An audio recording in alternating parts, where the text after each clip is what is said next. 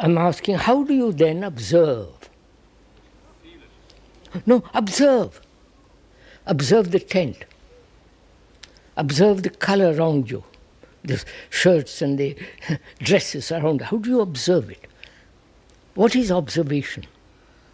Can you observe? You observe through the eye, don't you? Now, can you observe without moving the eye? Because I believe if you move the eye, the whole operation of the brain comes into being.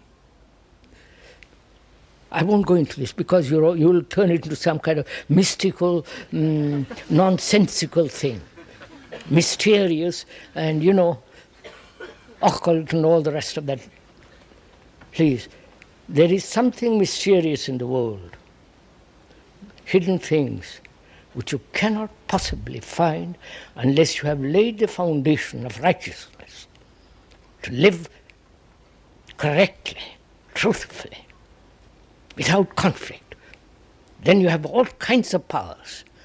But if you start seeking powers of various kinds, then you are lost. You become somewhat neurotic. So, can you observe, as you do with your eyes, to look without any distortion? The moment there is distortion, the brain is in operation. Sorry, I've got lots of things about it. We won't meet it. You understand? Now look at something without moving your eyes. How still the brain becomes. Have you noticed it? The moment you look all around, there's then the taking all that in. Well, I won't go into that. Anyhow, how do you observe all this? You observe not only with your eyes, but you observe with all your care. If you are interested, you observe with care, which means you observe with affection. Care means affection. Right? No? So, is there an observation of the fact, not the idea, but the fact, with care, with affection? Is there an observation of violence with care and with affection? Therefore, there is no, you follow? No, you don't see all this. It is so simple once you capture this. Attention implies care. Begin with awareness. Awareness implies care, affection. So you approach what is with care,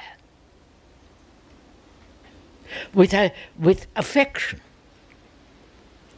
Therefore, where there is affection, there is no judgment. Right? There is no condemnation. Therefore, you are free of the opposite. I wonder if you get this. So we have to love very profoundly. No, not we have to love. That's not an action of will. If you want to, if there is to be an understanding of what is, and what is implies, what is maybe violence, greed, brutality, cruelty, or affection, or joy. Awareness implies great care in looking. When you have a baby, the mother cares infinitely with affection, gets up at 2, 3, 4 in the morning, half a dozen times, watching. So, in the same way, where there is awareness, there is care, there is affection. Can there be observation and awareness of violence with care, to look at it with a great deal of care. See all its operation, what is implied, how it affects humanity. You follow? The whole of it. What's happening in the world, what's happening inside, to look at it with infinite care and affection. Then there is no duality. The mother doesn't say, my baby is not so beautiful as that baby. See, her baby. Later on she might wish it.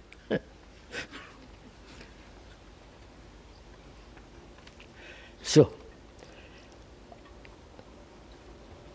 awareness implies observing the fact, not the idea of the fact, but the fact of what is. And that in that awareness there is infinite care, watching, affection, then there is no duality. Duality exists because we don't know what to do with what is. Now when I know what to do with it, duality is non-existent. When I know, say, for example, that I am greedy, I go into it very, very carefully. Is it the word that has incited the feeling? Or does the feeling exist without the word? I must find out that first. That is, I see a shirt, material of a shirt, and there is a perception, contact, sensation, the desire to have it, and cut properly, put on, you follow? The image begins. So, that is greed. Now is there greed without the object?